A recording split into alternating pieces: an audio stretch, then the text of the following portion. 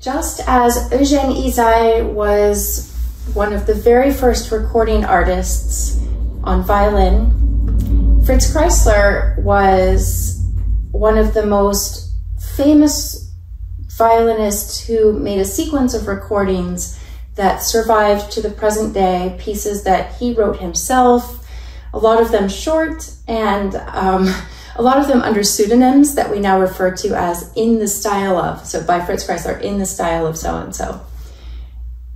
I think that the way those two men played the violin is really interesting because it's so different in how we tend to generalize their playing, but I think that they would have had a mutual respect for each other's playing. Kreisler had a sort of flair and elegance to his playing that has continued to charm audiences through the years. So we sometimes forget that he had a dramatic side as well. Ysaÿe had this beautiful lyrical way of singing a phrase. He really knew how to time things, how to, as a performer, pace an interpretation.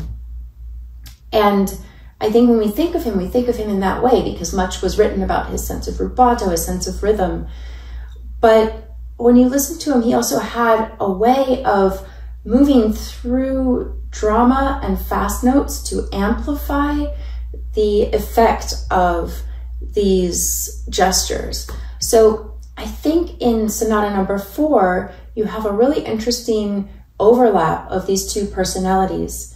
Kreisler, who had this sense of intense artistic style, and Ysaÿe, who could play anything and knew Kreisler well and knew how to write for the violin. So what he does is he brings out an aspect of Kreisler's playing that we don't think of, the sort of grittiness, the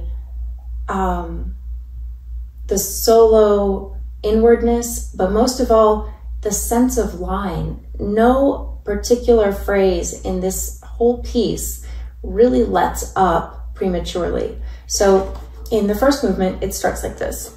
You have this theme, ba-da-dum, and I guess it's kind of like,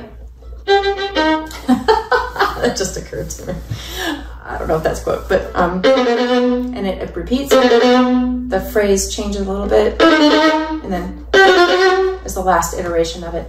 And that's how the whole statement of this piece really gets started. Despite those being separate beginnings,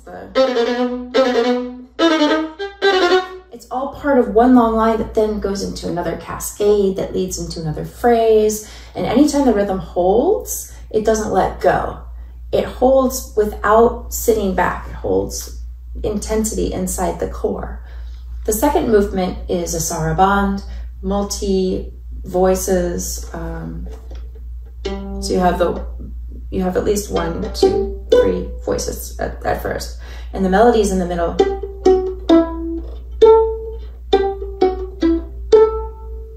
It's interesting, right? That precedes a later iteration of that melody in the same piece. So throughout this second movement, it's not a fugue, it's a saraband, but the cyclical aspect of this dum dum dum bum bum bum bum doesn't let up. It goes throughout the entire movement without stopping in one form or another. You can barely hear it, but it's in there.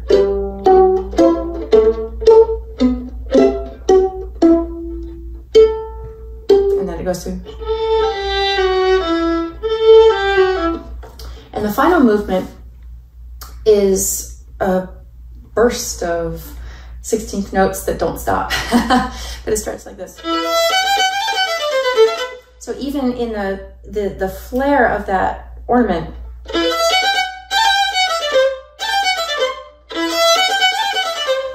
it enhances it. It doesn't let back. It keeps drawing you in and sends you further into the phrase.